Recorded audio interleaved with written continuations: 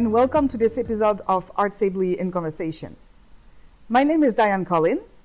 I am a woman with short brown hair. I wear glasses, and today I wear a black top. This series presents artists, academics, and project leaders who dedicate their time and energy to a better accessibility for people with disabilities in the arts. You can find more of these episodes on our website, artsably.com, which is spelled artsably.com.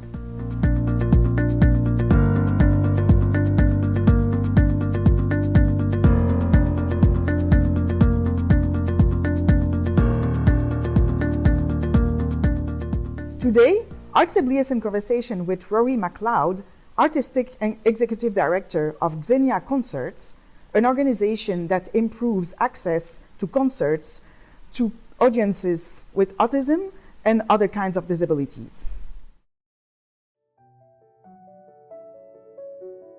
For lots of music lovers, their favorite way to experience music is live, in concert. But not everyone can access live arts events. Sometimes there are physical, financial, social, and other barriers in the way. From getting information, to buying a ticket, to accessing the venue and enjoying the concert environment, all of these can create hurdles, especially for neurodivergent, deaf, and disabled folks. But it doesn't have to be that way.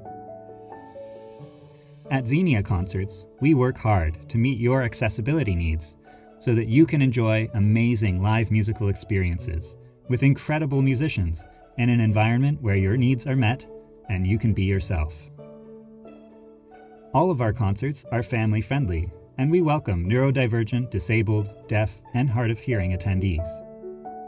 We call them adaptive concerts because they're designed to adapt to your needs. Xenia Concerts take place in wheelchair-accessible venues, set up so that you can move around freely, take a quiet break, or even dance along to the music. Our venue guides show you what to expect and give you important accessibility information. We also provide other supports like fidget toys, therapy dogs, musical ASL interpretation, and visual aids at many of our concerts. Whatever your needs, whatever your age, and however you express yourself, we want you to relax and enjoy the music when you're at a Xenia concert. As one of our guests told us, it's an amazing experience for the whole family. Just be yourself. To learn more about our upcoming events or to join our mailing list, visit xeniaconcerts.com. See you soon!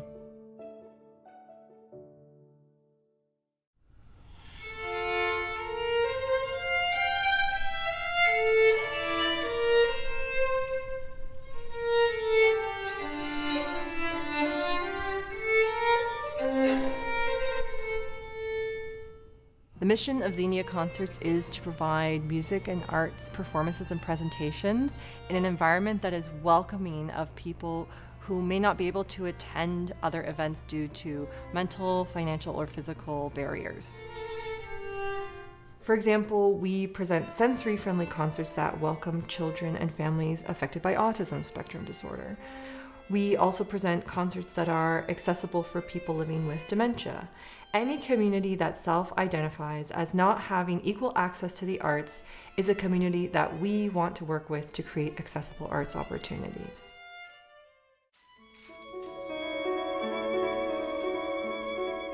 We take for granted, I think, the ability to just show up somewhere and have an experience and to have, an artistic evening, and not everyone can actually do that.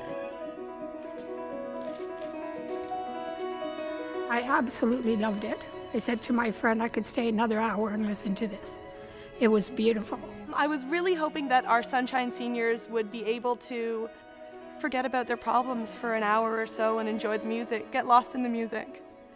And I think that we achieved that. Everybody just looked on a level of bliss. It is very much the big issue is no two people are alike in terms of what the sensitivities are or how they react to them.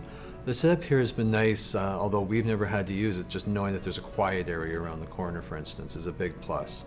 I think the second concert we came to in one of the feedback forums realized that the washrooms, for instance, have blow dryers, which is a horror show for some of the kids going in. They can't tolerate them.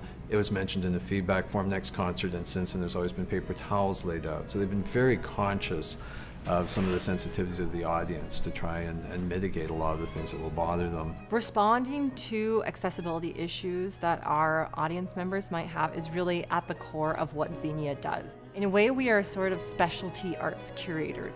So when we hear from a family or another person that there's an aspect of our concert that is not that welcoming for them and may not be welcoming for others as well, we fix it right away. We're happy to do that. That is what makes our concerts work and what makes them successful. For me as a performer, the whole point of what I do is to connect with an audience through the music. And I want to be able to do that with as many people as possible. And there's so many ways to listen to music. And it's great that we all have this formal concert setting where everyone is very quiet and we just kind of listen in reverence. But it's also great to just be able to move or feel that you can say anything you want in response or act however you want in response to the music. And these concerts give a forum for that.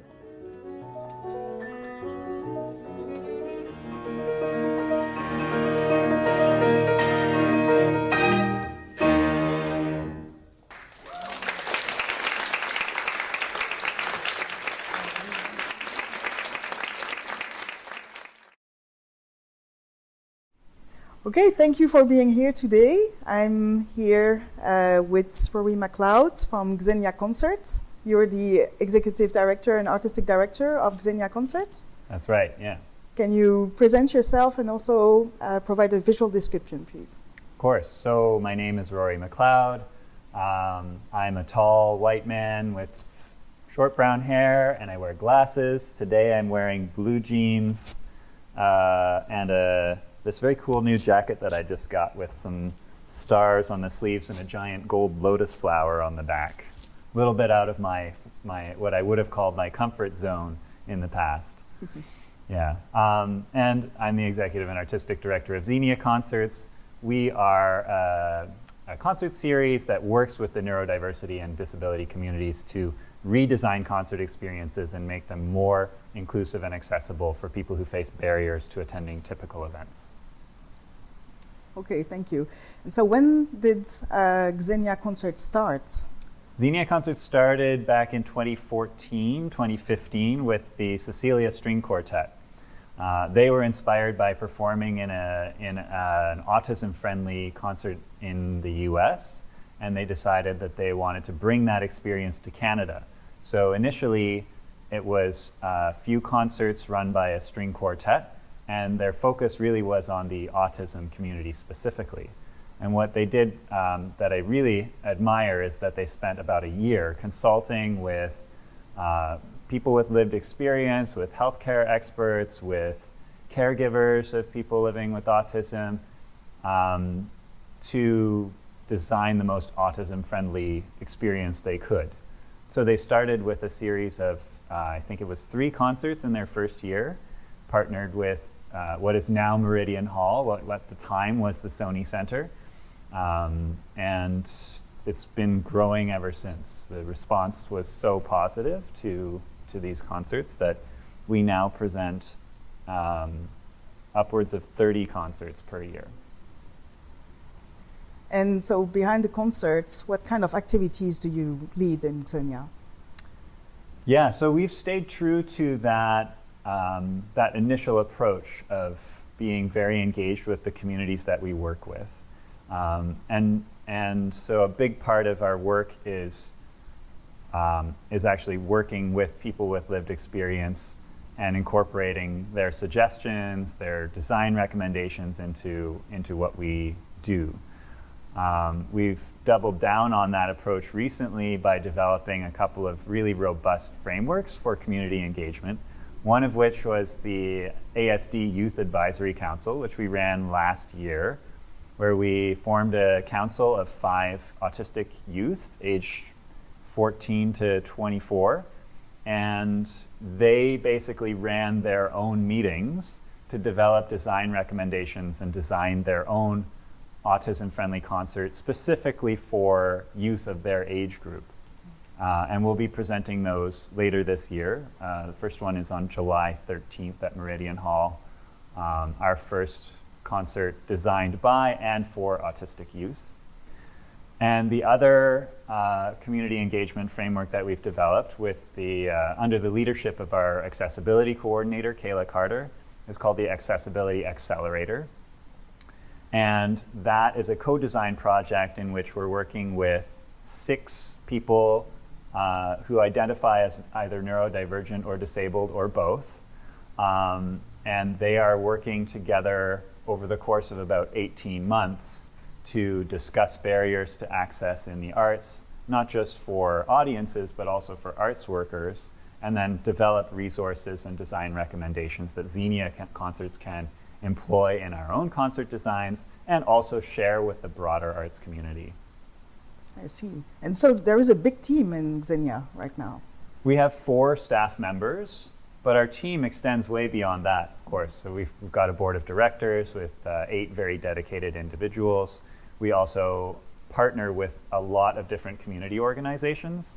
So although our core team consists of 4 staff, myself working full-time and 3 half-time employees, we also, I think of our community as extending to hundreds of people, really, including all of the attendees and the caregivers who give feedback on their experiences, including our partners in the Alzheimer's and dementia space and in the neurodiversity and disability space, and also, of course, all of the artists that we work with.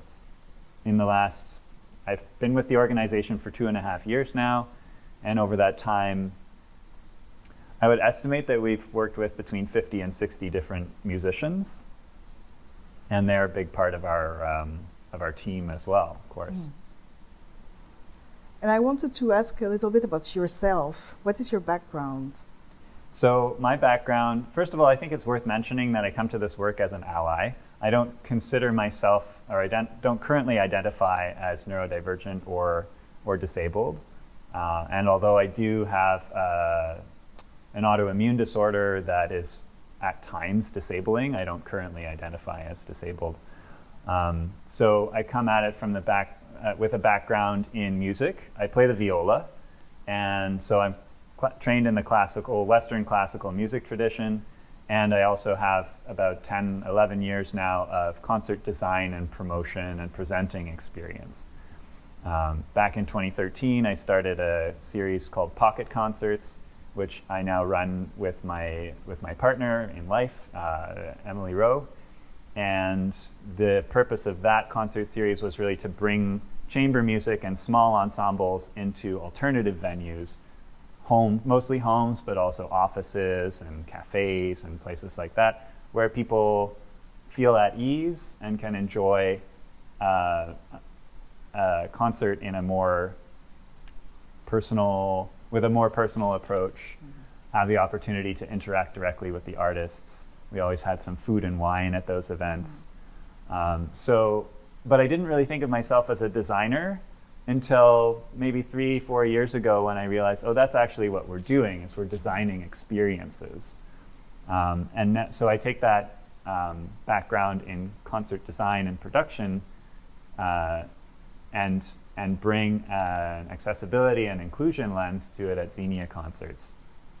So to help with that work, I actually did a year of studies in inclusive design at OCAD University, still on a leave of absence from that, and I hope to complete it at some point. But sometimes you have to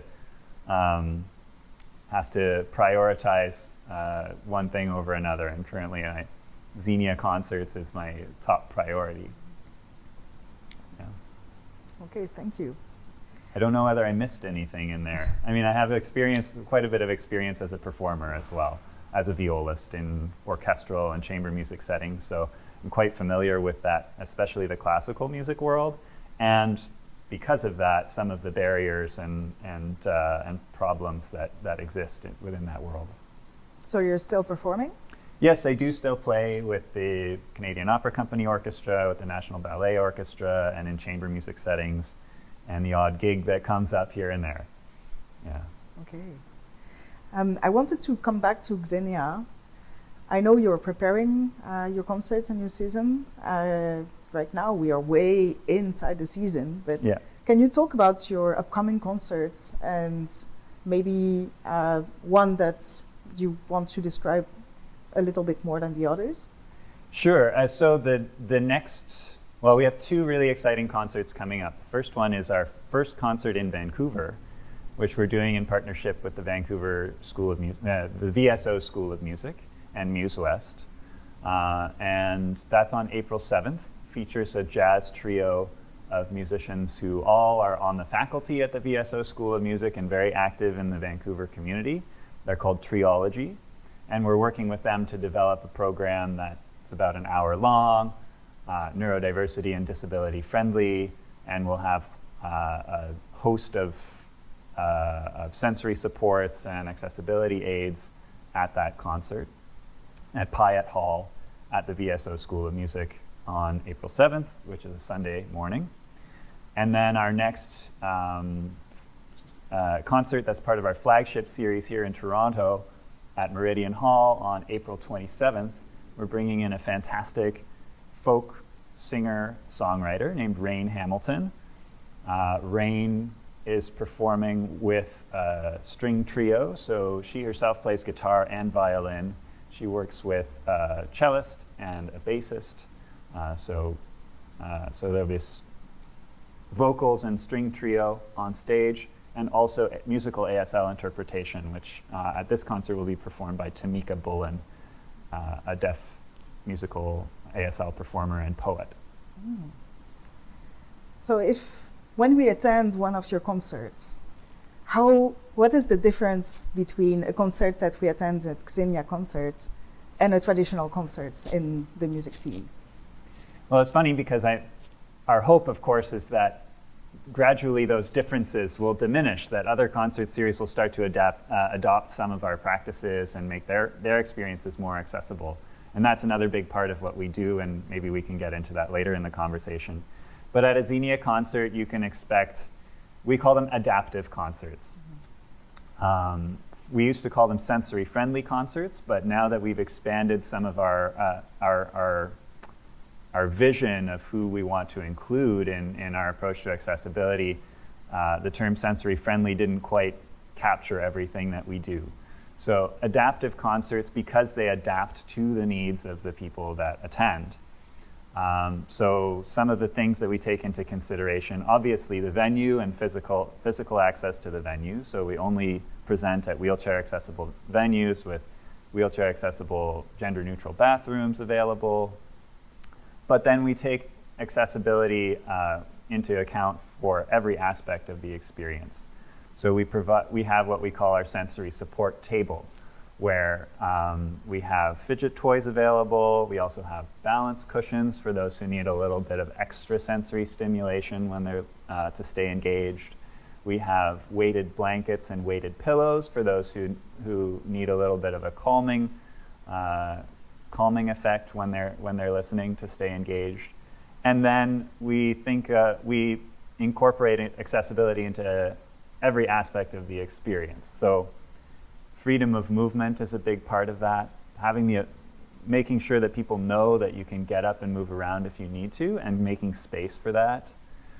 We set up the seating in such a way that we have movable chairs, right? We don't have fixed seating in most of our concert venues, and that allows us to move things around as needed, and again adapt to the individual needs of the people who are attending. We also set up multiple areas for people who use mobility devices so that they have the option of sitting in the front or in the middle or in the back as they desire, so that people can determine for themselves what their best version of that experience might be. So those are some of the general accessibility accommodations we make. But then we also work with the artists to make the program neurodiversity friendly. So some of the adaptations we make to programming are keeping the concert shorter than especially a typical classical music concert. Normally you would expect a concert to be about 2 hours long with an intermission, and you have to sit quietly and stay in the same chair the whole time.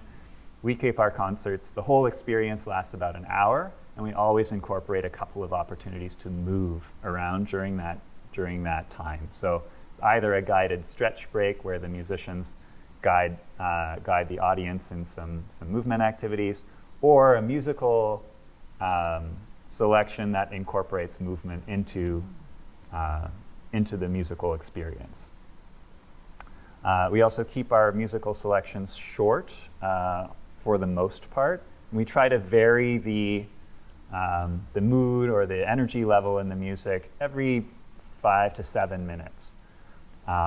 Sometimes we'll incorporate a piece that's 10 minutes long, but we make sure that that piece in itself contains some changes in mood for those who need a little bit of a change in stimulus in order to stay engaged. Yeah, so that's a pretty long list, but it's not even comprehensive. There are other things that we do, like visual description from the stage. We have visual aids, so a PowerPoint presentation on either side of the stage so that people can keep track of where they are in the program. We provide venue guides in advance so that people know what to expect when they come to the event and how to access the venue. There are quite a few things that we do just to allow people to gather the information they need before the event so they know what to expect and make themselves comfortable. And during the event, creating that flexibility, again, that adaptability, so that if somebody has a need that they need to take care of in that moment, they can do it. But I would say the most important adaptation that we make is letting people know that we want them there and that their whatever form of expression it comes naturally to them when they're listening is welcome in that space. So we say, feel free to make noise, get up, move around, or stim. Those behaviors are welcome here, and everybody knows that. Mm-hmm. You also mentioned that your aim is to get these open concerts to all scenes. And so do you have a specific project in mind to try to make that happen? Yes. So we have a number of strategic initiatives that we're working on to inform others and to share resources that other people can use to make their own events more accessible. A big part of that is our artist training program, which we developed in 2022 and have been running for a year and a half now. So we've trained at least 40 artists at this point. And in the artist training program, which we developed in partnership with the Lotus Center and Dr. Aaron Parks, who is their founder, has 25 years of experience teaching people in the disability community and teaching neurodivergent learners in the music world. We offer this training to all of our artists, and it includes 3.5 hours of pre-recorded webinars with information about some of the more common diagnoses and some of the traits that they might expect to be working with, some ways that they can adapt their programming and their musical selections to make their program neurodiversity friendly. We talk about the social model of disability versus the medical model of disability. We talk about the neurodiversity paradigm and try to open people's minds up to basically changing the way they think about barriers to access as being not that the barriers don't exist within the individuals that we're serving, but rather it's the interaction between the individual and the design of the event that creates a barrier. So the artist training program is a really big part of it. And now with the Accessibility Accelerator, through our social media, through our blog posts, we're working on ways to provide information and resources for other arts organizations and artists that want to improve their accessibility practices. So we don't know exactly what shape that will take yet, or what shapes those resources will take. We're looking at what's out there now, what gaps need to be filled, and how we can fill them in a way that that is accessible and approachable, and adaptable to different environments and different situations. Is that a new program, or do you already have people who are taking these courses and these resources? The resources, so the artist training program, as I mentioned, has been up and running for a year and a half, and we're developing new webinars. We're currently working towards a webinar that's specifically about dementia-friendly programming, and we're obviously collecting feedback from the artists and suggestions for how we might improve it and improve those resources. On the side of advising other arts organizations, those practices are still emerging. One thing that we're doing is we've consulted with a few organizations and basically hired ourselves out as consultants to help them develop venue guides and accessibility resources, just to consult on some of their current practices and how they might improve. And of course, we also deliver workshops and do presentations on inclusive concert design, and those have been quite well received as well. I see. Yeah. So thank you. That's great information, and of course, all that will be shared on RTB's website so that people can have a look at all these initiatives. I wanted to ask you a final question, which is about inspiration. So if you had one person to think of in terms of inspiration in your work, who would it be and why? Yeah, it's interesting to be asked a question about inspiration in relation to disability, because I'm very well aware of this concept of inspiration porn, which maybe you're familiar with, Yes. which the idea that, look at what this person with a disability did. Isn't it inspiring that they did something that would be considered pretty typical if somebody else had done it? So I'm very cautious around the word inspiration. But what you're asking, of course, is like, who do I see as people who are leaders in this space? Where do I gain inspiration from, and who are some people that are doing really great work? I mean, aside from you, of course, who are showing amazing leadership in this space through Artsibly and through your own approach, which I think is very gentle and nuanced, which I think is important. I think of Gayatri Killings, who we've worked with a few times. She's an incredible musical ASL performer, also an actor and just a leader in the deaf and hard of hearing community. She's just a fantastic performer. And even though I don't sign, I'm not fluent in ASL, I only know how to spell my name and that sort of thing.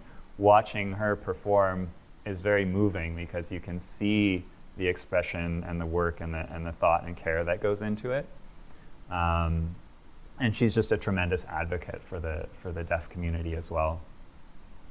I think of Adrian and Antoine, who's a violinist working in Boston at the moment. He has shown amazing leadership. He's obviously an amazing musician. I think you might know him or know of him through the very well-named RAMPT, which is an organization for artists with disabilities, performing artists with disabilities. And Adrian and I went to school together for a little while, and we connect every once in a while to talk about the work that he's doing. He's done research on adaptive instruments. He does a lot of education work and a lot of equity-focused work in the music world. So I think of Adrian as a shining example of somebody who is working at that intersection of disability and music. Adrian, I really admire his work. It inspired me in some of the workshops in education and music, because he did a fantastic work on all that idea that let's find ways to perform, even if with very few mobility we can have a computer. Let's work with children to see how they can perform. And this is really where I want to go. So I really appreciate that, sharing information about Adrian.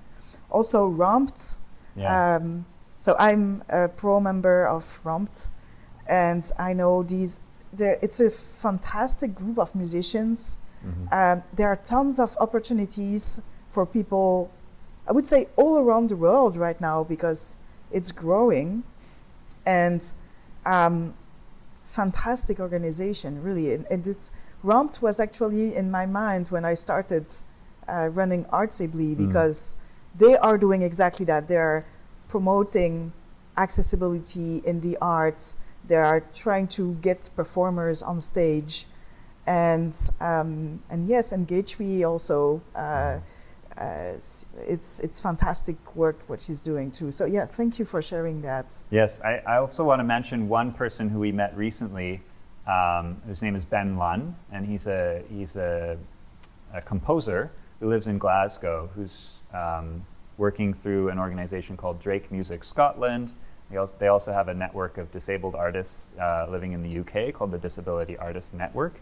I don't know whether you're familiar with Ben. Very familiar. Okay. So we just met with him a couple of weeks ago. He connected with us, and we're talking about how we might support each other and potentially collaborate down the road. But it's just great to see the leadership that Ben is showing in that space in the UK, and that he's got a global view of how their work might be incorporated into or taken elsewhere outside of the UK. So those international connections are starting to form, and that's really exciting to see. Because it's very easy to get stuck in your bubble. Yes. Yeah. Yes. Yeah. Drake Music is also doing fantastic work in terms of new technologies, and they are really trying to connect musicians with possibilities of building instruments and of adapting. And they have some workshops that they run with lots of people, and these are models, right? We can see that as, wow, this could be applied in a fun way with a lot of different people and with a lot of different organizations. So I hope you can have a great partnership with them. It would be great. Yeah, I hope so too. I'm as we talk, I'm still thinking of more people. There's David Bobier, who runs an organization called Vibra Fusion Lab, and they work with vibrotactile technology. They're doing some really exciting research. And Jesse Stewart, who lives in Ottawa, and he's a percussionist and a professor at Carleton University, is doing some pretty great research in terms of adaptive instruments and adapting performances for people with various forms of disability and people in the dementia community. Lots of people doing out there. And great work. And the other thing I would say that's been really exciting is that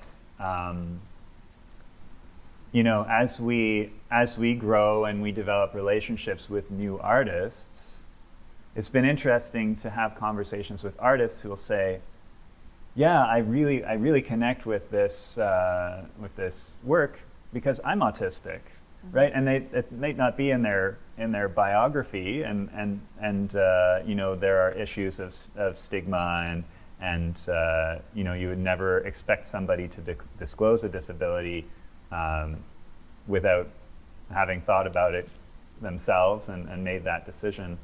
But it's been interesting to learn that some of the people that we're working with are neurodivergent or have a disability that they just don't talk about publicly. So I think it'll be interesting to see as we continue to do this work. Hopefully some of that stigma will start to fall away. People will start to feel more comfortable talking about invisible disabilities, invisible forms of disability or neurodivergence, so that we can become more comfortable talking about it, which I think is a big part of this process. Well, thank you so much for your time. My pleasure. Yeah, and I'm really looking forward to all your projects. Good luck with everything. Thank you. Yeah, there's a lot going on at all times, and as you know, there's a lot of work to do. We were just talking about that before we turned our microphones on. There's a lot of work to do, but it's definitely exciting to see the growing interest in accessibility and the growing commitment, especially among artists, I think, who have an experience that opens their eyes to what a concert could be or what a musical experience could be. That's exciting to see. Thank you. Yeah. Well, thank you.